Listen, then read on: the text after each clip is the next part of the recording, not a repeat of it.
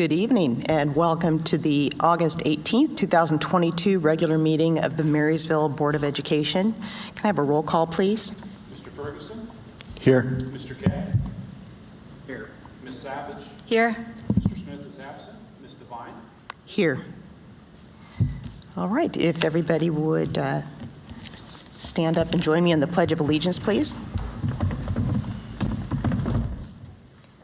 I pledge allegiance to the flag of the United States of America and to the republic for which it stands, one nation, under God, indivisible, with liberty and justice for all. Thank you. First up, I would accept a motion to adopt the agenda for tonight's meeting. So moved. Motion by Ms. Savage, Second. second by Mr. Keck. Roll call, please. Ms. Savage? Yes. Mr. Kay? Yes. Mr. Ferguson? Yes. Ms. Devine? Yes, motion carries. This is a pretty exciting week, isn't it? I just need to make that comment. School has started, and I mean, it's so nice and calm in here, but I'm guessing it wasn't quite so calm in some other places, but just a lot of excitement this week. So first off, public participation, I don't believe we have any.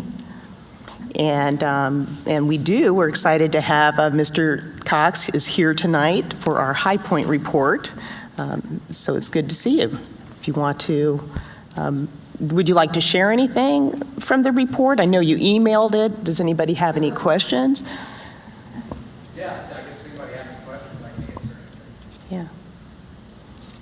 The only thing I would add, I just found out this afternoon, they did give the approval to have kids in class. Okay. So that's, they passed the inspection. They have two more minor ones, so the volunteer fire will be there for a while, but they can start kids. So that's great news. Okay. And in case for those who might not be able to hear, I know that High Point's been going through a lot of construction, and they had some issues with the fire suppression system, and so that's really great news that they have gotten through that. I know they did a lot of juggling and changed a few things over the last couple of weeks, so we can certainly appreciate going through situations like that, but that's great news. And I know from your report, I was just really excited. All the positions are filled now. There's the partnership with Honda Marysville for the Auto Tech program, and then the allied health staff person, Katie Johnson, sounds like she's got a lot of great experience that she brings with her to that position, so it's really exciting. So. Yeah, great. Well, thank you. Thank you for being here. Do you have any questions of us? Okay. Okay, great. Next report, superintendent report, please. Thank you. As you kind of mentioned, it's been a great first week. I'm going to talk about that in a little bit. I wanted to make sure I give you an update on open positions. We currently have 4.5 open positions. We still have a half-time aide. Someone got offered a full-time job somewhere else, so that one came back on the list. A one-on-one nurse. It's just been problematic to find someone to fill that with the demand for nursing. MHS custodian. The custodian made a shift over to early college because we had an opening there, so now the opening will be at MHS. We're still down one IT person, and we just received a bus driver resignation in August. As you know, we've kind of gone through some shift in roles in central office, so I just wanted to talk about that a little bit. We did go ahead and eliminate the position of that Ashley had of CAO for this school year, but we've kind of shifted all those duties and absorbed that. So Tom, Chris, and Mark, I gave you a much more detailed report a couple weeks ago, but they are taking kind of the lead with curriculum work and instructional items and working directly with principals. Tom will also be helping as our special ed numbers have increased across the district, so he is helping Kim and also taking the lead with Title IX work.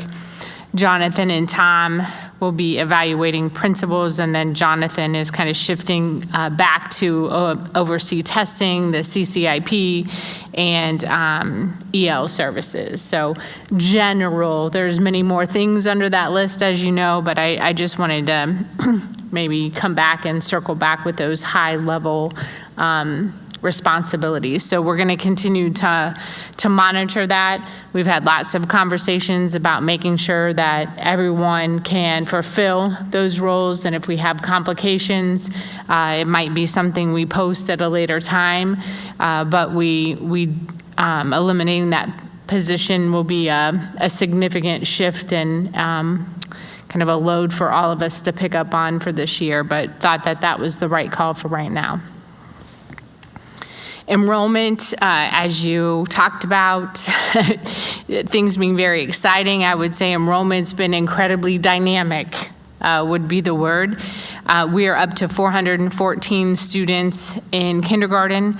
That is down from last year, but we did shift some teachers out into other roles or other grade levels because we knew that number was trending down. So we're continuing to watch. The thing I would tell you is a class of 400 or 410 used to be kind of irregular. Now it seems to be the norm. So K1, 2 are all classes over 400.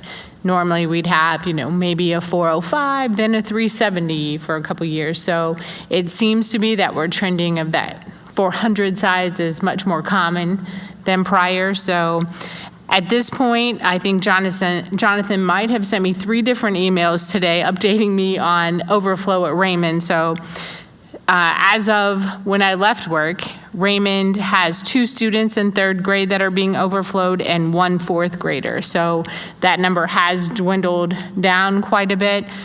The one thing I would say are those are all new students to Raymond. They hadn't attended before. And then Edgewood currently has 2 students in kindergarten that are in overflow and attending another building. Quick construction update. At this point, we're continuing to work on our finishes package for both locations and working on a finalized timeline. So hopefully next month we can kind of give a better timeline. We're continuing to watch and work with OHM and Russilli on inflation and costs and et cetera when we're making those decisions. Convocation, I will hit on first. Earlier this week, it was my pleasure to welcome everyone back to school, and I know several of you were there.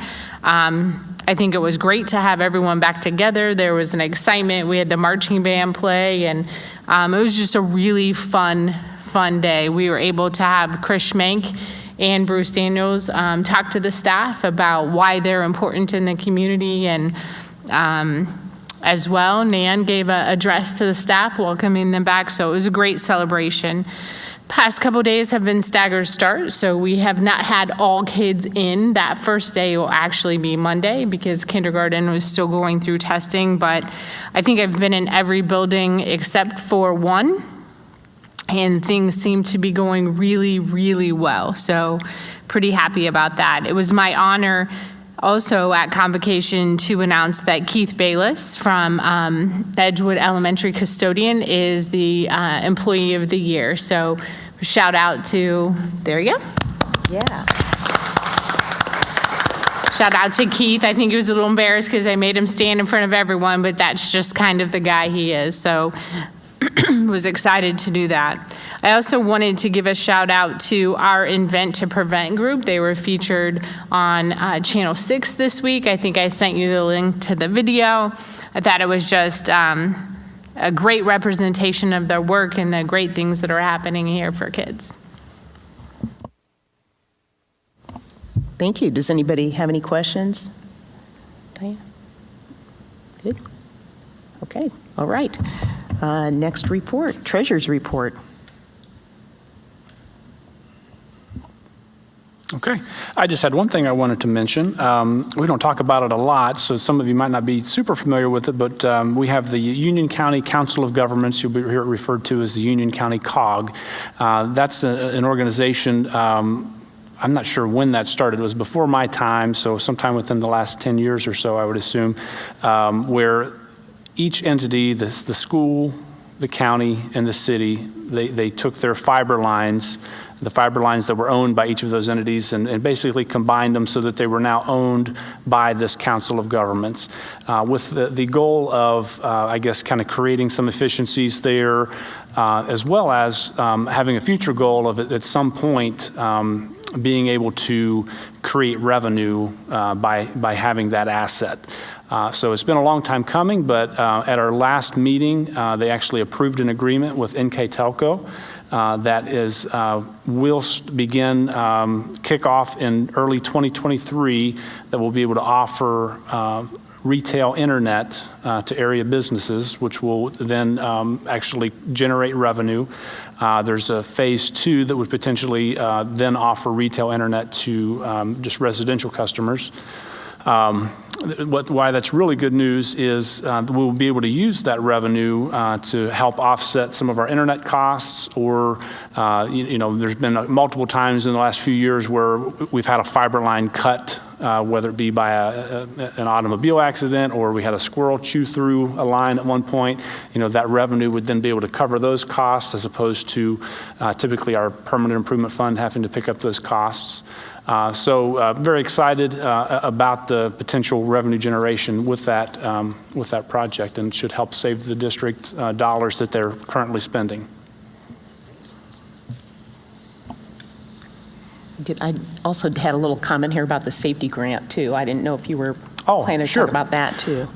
So we were just awarded a $450,000 safety grant through the state of Ohio.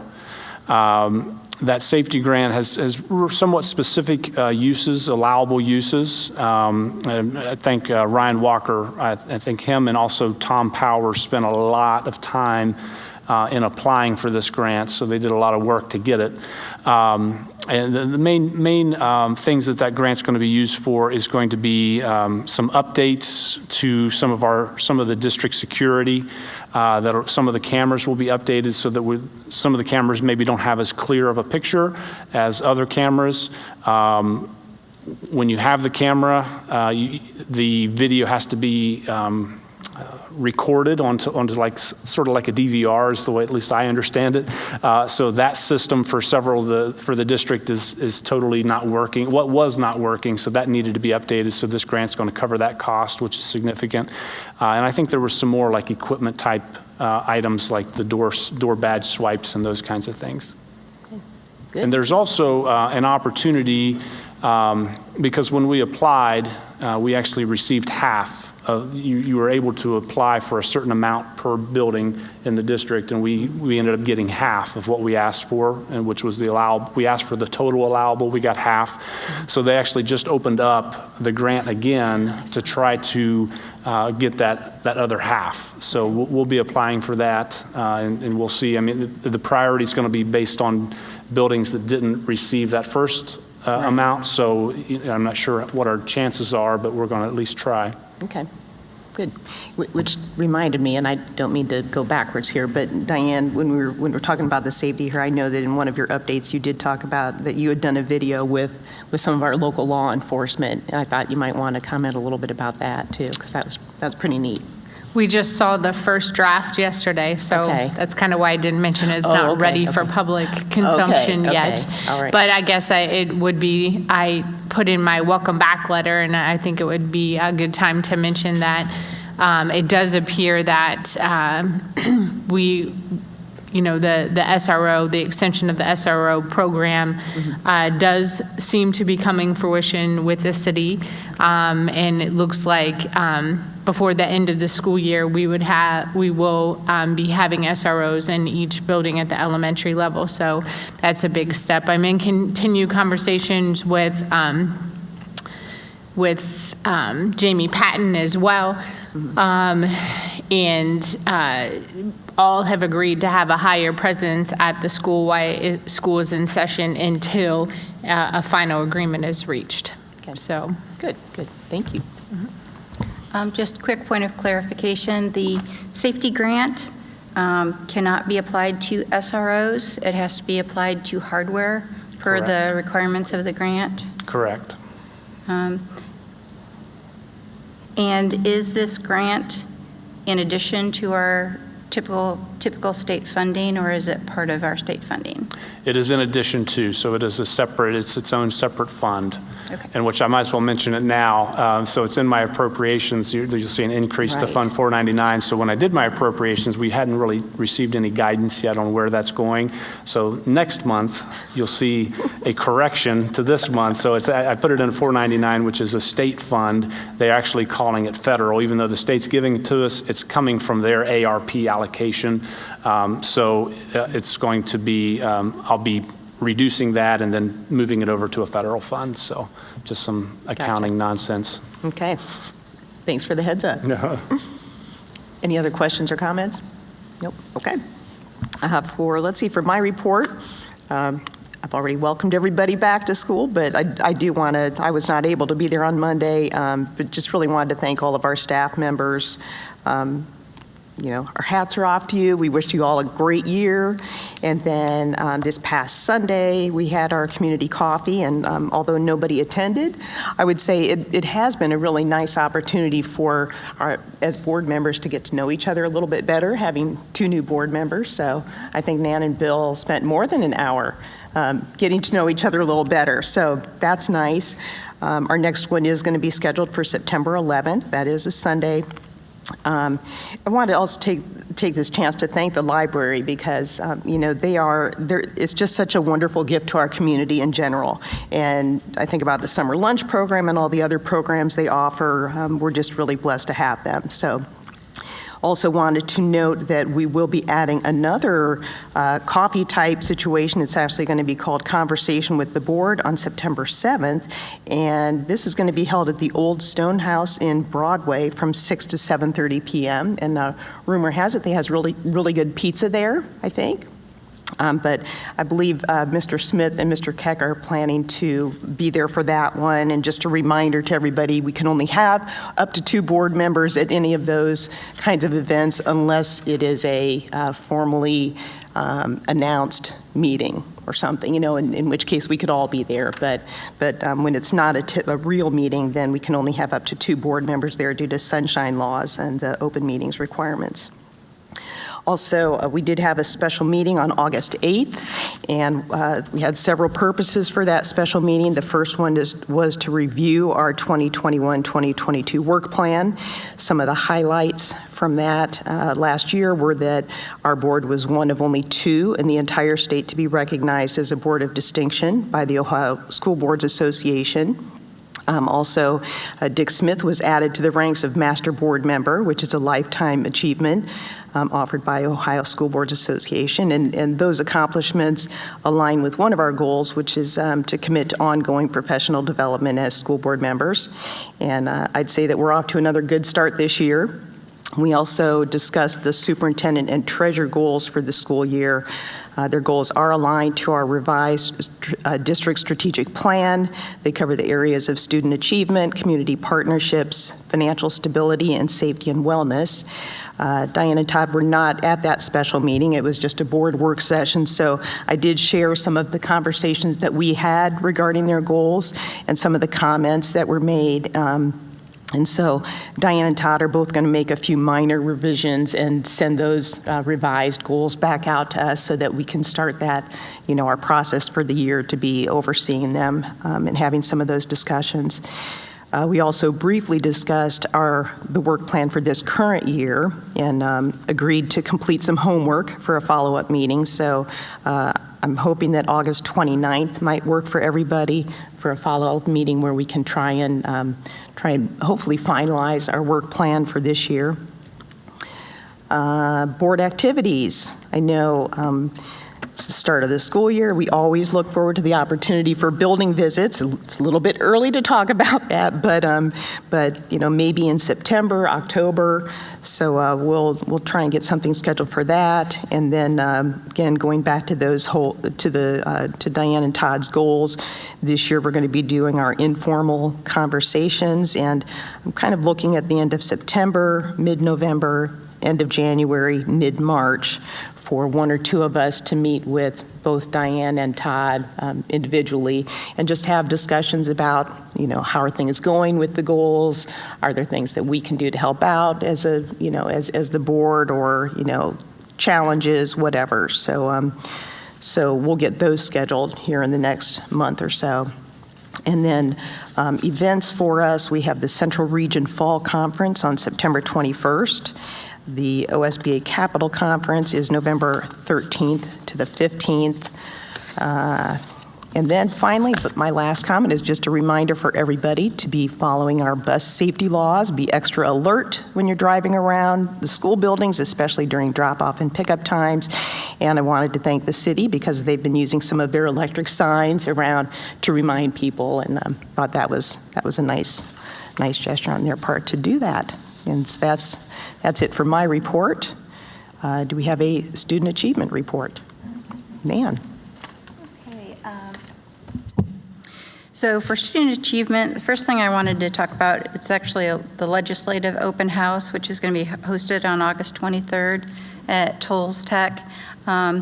I have gone to those in the past, and they are pretty informative. If you have time, it's not a bad idea to attend. I have forwarded the email, the student achievement email, to everyone to take a look at. Not to toot our own horn or anything, but to be honest, Marysville's doing a lot of the stuff that they feature in the student achievement, especially this particular month. So I'm very proud of the work our district has done regarding personalized learning, credit catch-up, STEM activities, College Credit Plus. So, thank you. Good. Thank you very much. Any questions or comments of Nan? All right. Our legislative report, Mr. Smith obviously is not here this evening. He did email his report, noting that the legislature is in recess until November. So I don't know that there's really anything to discuss for that. I guess the only thing I would say is that Todd did send that information about joining the costs connected to joining that voucher coalition. So I'm not really hearing a lot of interest in doing that at this point. But we have that information, and if anybody has any comments or questions,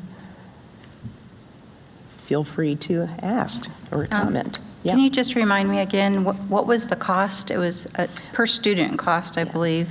$2,000. $2,000 per student. That would be a pretty big cost for. Oh, No. I think it was $2 or $2 something per yes, student. I'm sorry, so yeah, we- right. Yeah, because it was going to end up being about Over 10,000. Yeah, a little over close to 10,000. 11. Yeah, sorry, brain fog. Yeah, just a minor difference there. Yeah, sorry about that. And that's an annual fee, I believe. They do typically request annually, yes. Right. Okay. Any other questions or comments? Okay. Safety and Drug Committee report, Mr. Ferguson. Thank you.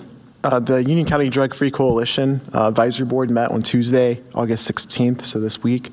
I know Nancy Bills is recruiting students for the this year's Teen Prevention Leadership Academy, so that is happening. The Ohio Healthy Youth Environment Survey, this was a topic of our discussions, will be conducted in the participating school districts between September and December, and then the data will be analyzed and brought back to the coalition roughly around March of '23.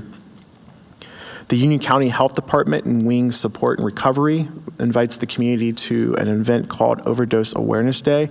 This will be held at Memorial Health Pavilion on Wednesday, August 31st from 11 a.m. to 1 p.m. There will be free food trucks, but the more important events is an opportunity to observe a memorial-type service of the lives lost due to addiction, a health fair, and Narcan training. In October, there will be a Celebrate Life, Live Drug-Free event held at the Avalon Theater on October 18th from 7 p.m. to 8:30 p.m. This event will include live music, and there's some discussions trying to incorporate some youth bands or some youth there to bring parents out to this event and also increase student involvement. But they have a guest speaker, Nadine Muzaral. I hope I pronounced that correctly. She is the Ohio State University's women hockey coach. She's also a resident of Union County and a champion. This coach helped guide the Buckeyes the women Buckeye team to national championship, first in the university's history. So that's the speaker. It's pretty exciting. That same week, the 18th through the 29th, is a Red Ribbon Week, which is a national drug abuse prevention campaign. So there'll be very multiple events for students and community members to engage in throughout that week. Just a reminder for the Union County Drug-Free Coalition, Empowering Teens to Live Healthy Drug-Free Lifestyles podcast. They will actually record their next episode at the Richwood Independent Fair on August 31st at 10:30 a.m., so 10:30 to noon. So if you want to see a podcast conversation in action, that would be a good opportunity to attend. A significant part of our meeting was over Ohio Senate Bill 261. It's a correction bill to the Ohio medical marijuana. So I know previously we talked about the initiative for recreational marijuana use, the petitions, being aware of that, understanding what you're signing. This one is to kind of really amend some of the current regulations for the Ohio medical marijuana. It will change the regulatory agency from the Department of Pharmacy, which is currently under, to Commerce. So similar to hemp.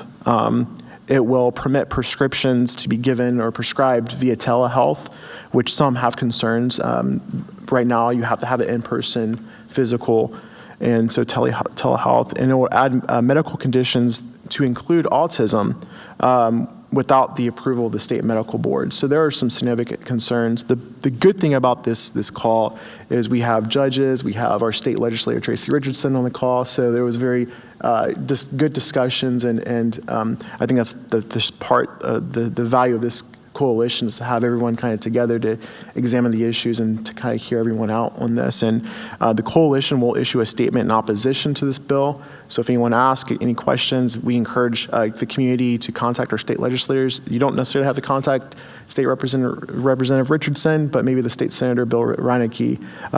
Richardson is opposed to this bill. So there were some incidences of some of our shops in town selling to underage minors, so the tobacco shop, and there's also a liquor issue as well. So just be on the lookout. Even though we have laws in place, sometimes those laws are not followed or upheld. We have law enforcement that are doing those investigations and catching them. So that's how these incidences came from undercover. So just be aware of where your children are at and our teens especially, and where they're shopping and hanging out at, because just because it's illegal to sell doesn't mean it can't get into their hands. So just those helpful reminders. Thank you. Thank you very much. Could you just remind us again what that House bill, is it the House bill or Senate bill? It's a Senate bill. Senate bill. And the Senate president is actually the sponsor, so this bill does have momentum. Right. What's the number again? 261. Okay. All right. Are there any questions? Lots of good information for sure. Thank you. Thank you. And I was sorry that we couldn't have the Teen Prevention Leadership Academy present to us. I know in July it was a little bit late. They only had one available, and then in August I think they probably were all off to new things for themselves and not available. So yeah, hopefully that'll work out this year. Thank you. So this new teen advisory committee they'll do a project again, and they'll probably present to the board if we have time in the spring months, early summer. Okay, I know. Those are crazy months, that's the other issue, but that's we'll see. That's their goal, yes. That's right, okay. We'll try and fit them in, though. Thank you very much. All right. I would now accept a motion to approve draft minutes from our July 21st regular meeting and our August 8th special meeting. So moved. Motion by Mr. Keck, Second. second by Ms. Savage. Any corrections, comments, questions about the minutes? If not, roll call, please. Mr. Keck? Yes. Ms. Savage? Yes. Mr. Ferguson? Yes. Ms. Devine? Yes, motion carries. And now I would accept a motion to approve one of us as the delegate for the 2022 Annual Business Association meeting at the Capitol Conference. This meeting would be held on Monday, November 14th at 2:30 p.m. at the Capitol Conference. I don't know if anybody's jumping up and down. I haven't done it for a while. I'm willing to do it if other people are tired of doing it, because I know, Nan, you've done it several times. Would you like to do it? I'll do it. Well, okay, then do we have a motion to nominate Nan Savage? I move we nominate Nan Savage. All right. Second. Okay, motion by Mr. Keck, a second by Mr. Ferguson. Roll call, please. Mr. Keck? Yes. Mr. Ferguson? Yes. Ms. Savage? Yes. Ms. Devine? Yes, motion carries, and we have our delegate. And now we also need to approve an alternate for the same day in case Ms. Savage cannot attend.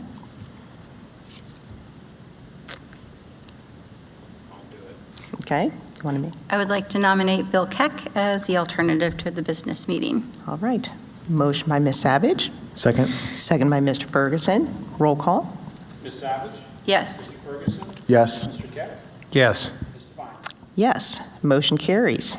Thank you both for offering your time to attend that meeting.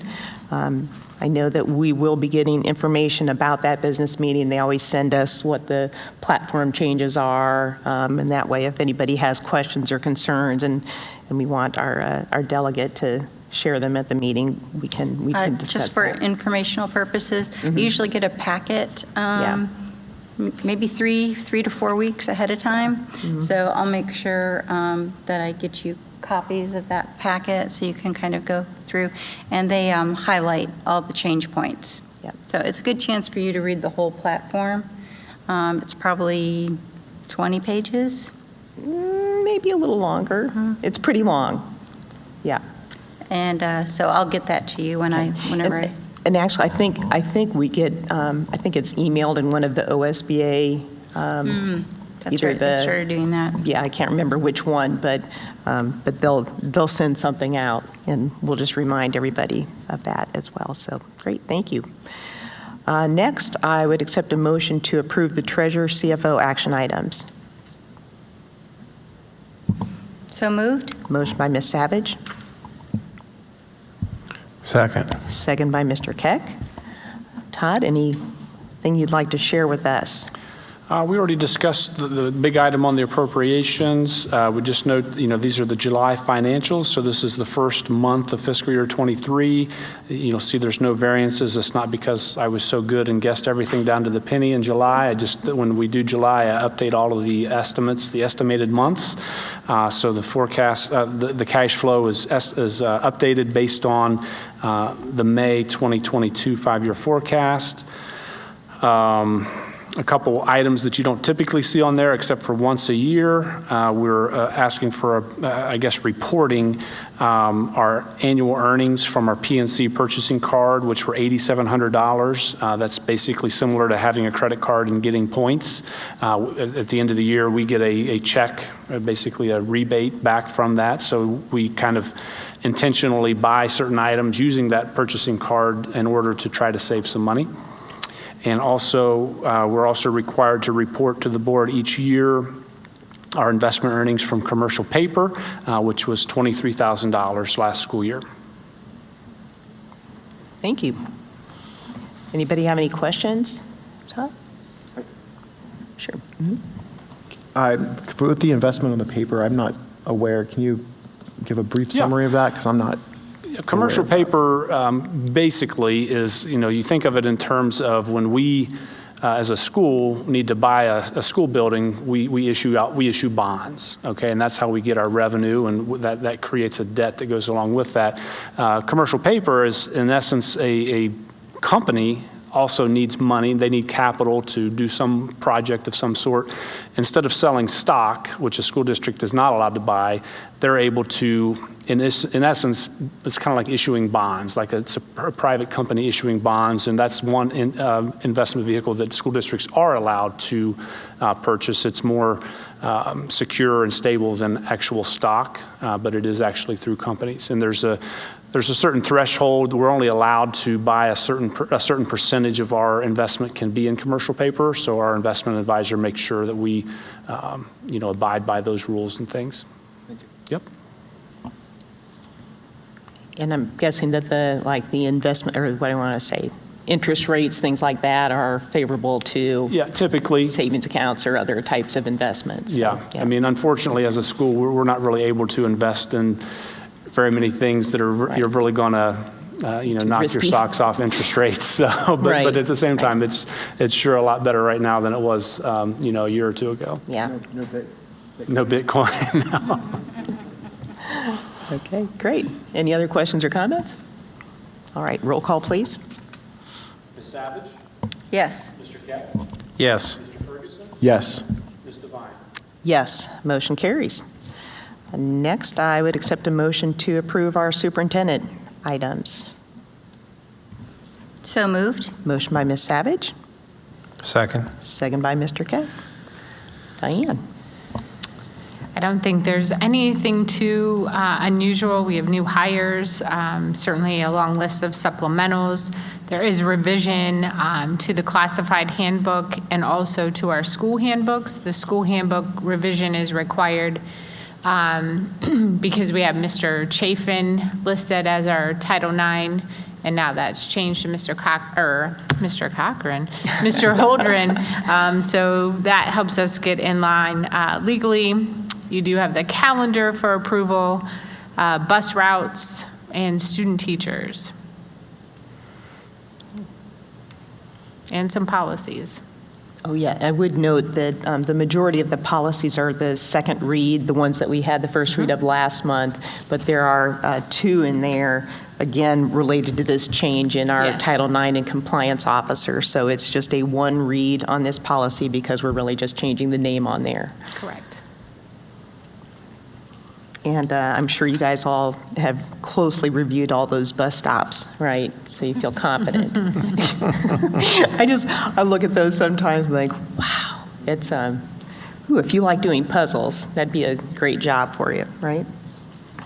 I would also note, for the new hires, it's just exciting to see new faces when we get a chance to meet some of these new people, but also wanted to thank those who are resigning, thank them and wish them the best.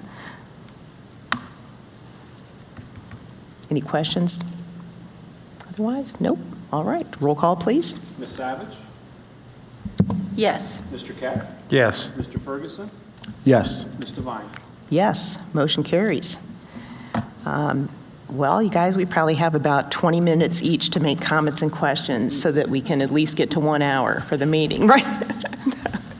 This is a record breaker here. Mr. Keck, let's start with you. Do you have any questions or comments? No questions. I just want to say that convocation was awesome. I've been to many of them, and that one would top any that I've been to. So it was a good time for everybody, I believe.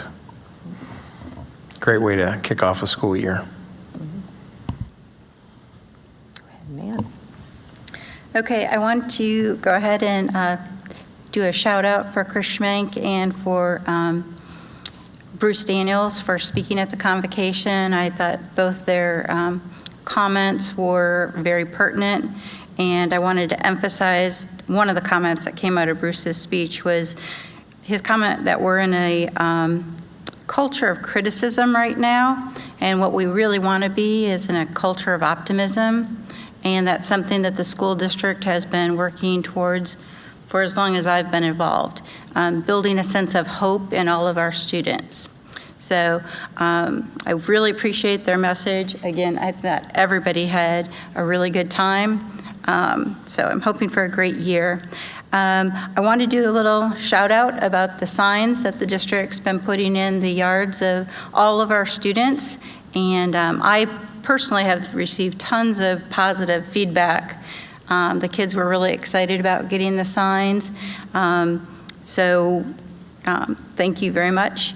I also want to point out that it takes a ton of volunteers to operate the school district, and each time one of these volunteer lists comes through, I'm constantly amazed at the literally hundreds and hundreds of people that are volunteering with their time with the school district. And I want them to know how appreciated they are. And shout out for the football pep rally that's going on at Memorial Pavilion. Right now, I would say. But Go Monarchs. yeah, I think that's a wonderful activity for the community to build community spirit. And one more about the High Five React team. So I watched the link, but it's always better to watch it on the TV. So congratulations to that team. It's wonderful. Had a great opportunity to travel to Washington, D.C. and present in front of a group of people. So they did a wonderful job, and I appreciate their message, working with younger students on a anti-bullying / get to know each other better message. So thank you. Thank you. Mr. Ferguson. Yes, for tonight, just want to share some words from Dr. Benjamin E. Mays as we enter this new school year. I have only just a minute, only 60 seconds in it, forced upon me, can't refuse it, did not seek it, did not choose it, but it's upon me to use it. I must suffer if I lose it, give an account if I abuse it.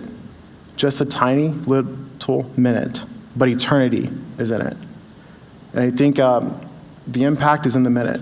It's in those 60 seconds. And we can look at everyone else and say, change the world, but we have an opportunity in education to change the next generation in that little minute, from this board all the way down. And so this is a guiding poem that I kind of I try to govern my life upon, and I think it's the school year just begun, but it's just those small interactions that will make the difference. So I just want to share those words. Thank you.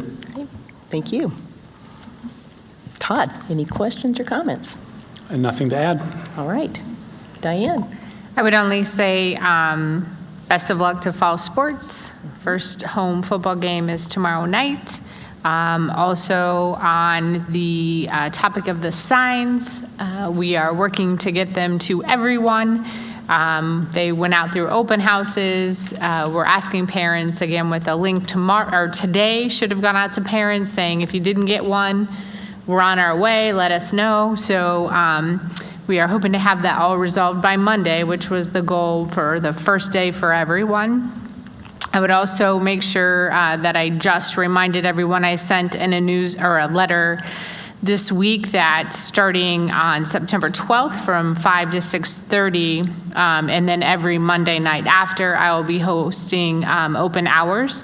So anyone from the community, parent, community member, students can come in and talk about what's on their mind, heart. That could be a celebration or a concern.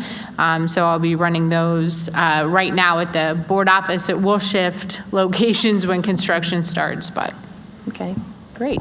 I know, I thought that was a great thing to, when I saw that, just with everything going on. And again, when I think about our strategic plan, I mean, we really are committed to engaging our community more, and I look back over the past couple years, everything that's been done to work with families and students, and I agree. I think the signs were such a wonderful idea, and today I was driving down 4th Street, and like, wow, like every other house, I saw the sign there, and it just warms my heart. So thank you for doing that. That was great. Just a couple other reminders. I know Nan already said something about the Central Region Legislative Open House this next on the 23rd. There's also a business impact breakfast on the 25th. Registration is required. I think this is the one that's a combined one with Logan County. Let's see, and then there's also an online OSBA town hall that's focused on back-to-school supports. That's also on August 25th from 5:30 to 6:30 p.m. I wanted to also do a shout out to Texas Roadhouse. I know Mr. Langhouse and I, along with several other Marysville staff members, attended a partners lunch a week or so ago, and they were just kind of sharing some ways that they can support our area's students and staff. We also managed to enjoy a few of their rolls and butter and some of their delicious food. But it was a really nice event, and I thought just a great example of how many wonderful businesses we have out there that really want to partner with us and do some great things for students and staff. I'll also do a shout out for the React 5 team. I cannot wait to see the group in action this year. I know I've seen a couple of the members over the summer, and they're just excited to expand that club and try some new things.